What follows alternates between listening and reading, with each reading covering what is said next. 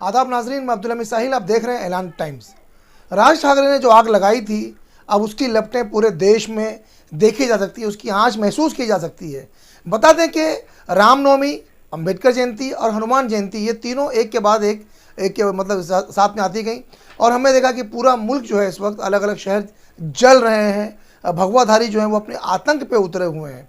एक वीडियो हम आपको बताएंगे जो आई है बहराइच से, जहाँ पर जो दबंग है भगवाधारी, उन्होंने वहाँ जो कुछ लोग अम्बेडकर जयंती मना रहे थे, तो जो अम्बेडकर की जो प्रतिमा लगाई गई थी, वहाँ दबंगों ने जाकर उस जगह को खोद कर अम्बेडकर की मूर्ति उठाकर बाहर फेंक दिया।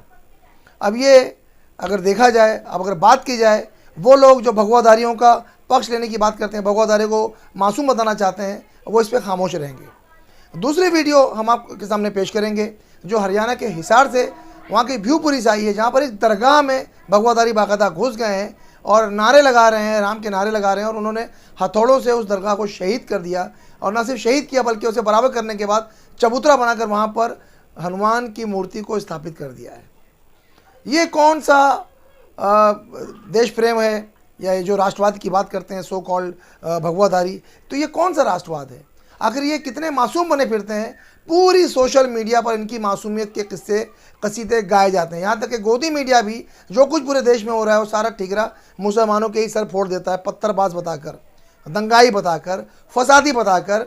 और हम देख रहे हैं कि शिवराज सरकार, योगी सरकार भी सारा ठिकरा मुसलमानों में फेरते हुए, कोर्ट की परवाह नहीं है इन्हें, ना ही इन्हें कानून की परवाह है। सारा कानून इन्होंने अपने हाथ में ले लिया है। होना तो ये चाहिए था, अगर कहीं कोई मामला होता है तो वो मामला पुलिस देखती है, कोर्ट तय करती है कि कौन गुनहगार है कौन गुनहगार नहीं है, और सज़ा भी कोर्ट तय करती है। लेकिन शिवराज सिंह सरकार और योगी सरकार ने यह सारा मामला भी अपने हाथों में ले लिया है। अब कोर्ट की ज़रूरत नहीं रही, बल्कि खुद ही फैसला करते हैं। आज तस्वीर या वीडियो इनके पास आई, दूसरे दिन बुलडोज़र पहुंचकर जो इनके नज़दीक जो दोषी है उससे घर को गिरा दिया जाता है, उसकी प्रॉपर्टी को तहस नहस कर दिया जाता है। ये सब कुछ चल रहा है भारतवर्ष में। हनुमान जयंती के मौके पर जो यहाँ पर जो यात्राएँ निकाली जा रही थी, दिल्ली के जहांगीरपुरा सी सेक्टर में जो हिंसा हुई है उसे लेकर भी असमंजस बना हुआ था। लेकिन अब पुलिस की जो रिपोर्ट सामने आई है उसने सारा मामला एक तरफा कर दिया है।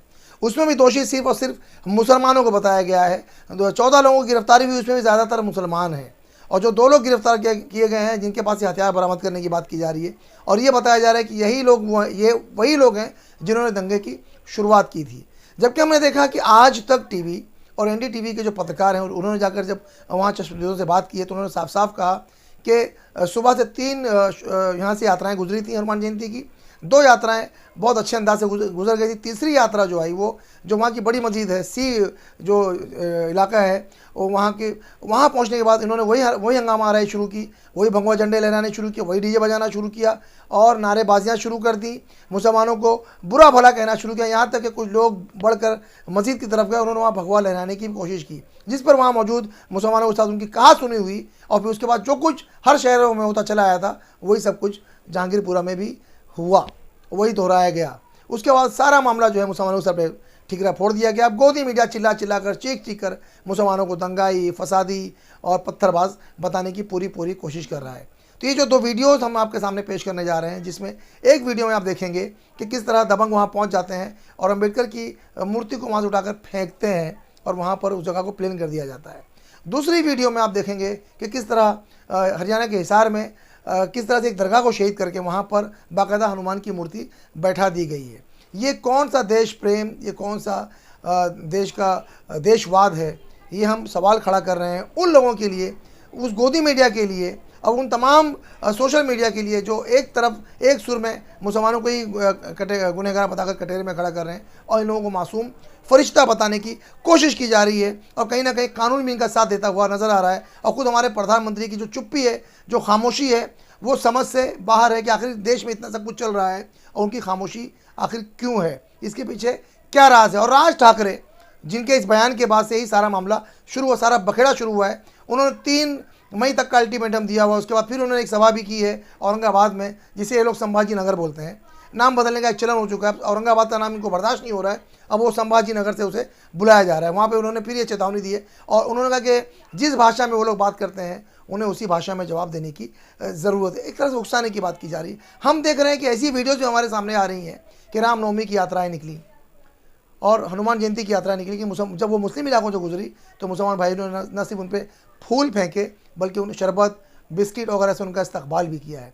ऐसी वीडियोस जो हैं वो हमारे सीने को आज भी चौड़ा करती हैं और हमारे दिल में जो कहीं मायूसी अगर आती है तो उसे दूर करने की कोशिश करती हैं कि गंगा जमी तहजीब आज भी ज़िंदा है। हम अपने दर्शकों से, अपने नाज़रीन से एक बात साफ साफ कहना चाहते हैं कि फ़र्क है हिंदू और हिंदूवादी में। हिंदू जो है वो जो सदियों पहले जो हिंदू थे वही हिंदू भाई हमारे आज भी हैं, उनका हमारा जो भाईचारा बना हुआ था वो आज भी बना हुआ है। लेकिन जो हिंदूवादी सामने आए हुए हैं ये बाकायदा किसी के इशारे पे काम कर रहे हैं, सियासी इशारे पे काम कर रहे हैं। इनके आका कहीं और बैठे हुए हैं, ये उन्हें अपने मकसद के लिए इस्तेमाल कर रहे हैं और ये लोग पूरे देश में दंगा फैलाने का काम कर रहे हैं। ये चूँकि अंग्रेज़ों के ग़ुलाम रह चुके हैं, अंग्रेज़ों के पिट्ठू रह चुके हैं, तो जो पॉलिसी अंग्रेज़ों की थी डिवाइड एंड रूल, उसी पर ये भी चलते हुए यही काम कर रहे हैं कि लड़ाओ और हुकूमत करो, हिंदू मुस्लिम को लड़ा दो, उनके इत्तेहाद को ख़त्म कर दो और सत्ता में आ जाओ। ये समझने की हमें ज़रूरत है। पेश है ये दोनों तीनों वीडियो, देखें और आप खुद तय करें कि आखिर देश में हो क्या रहा है।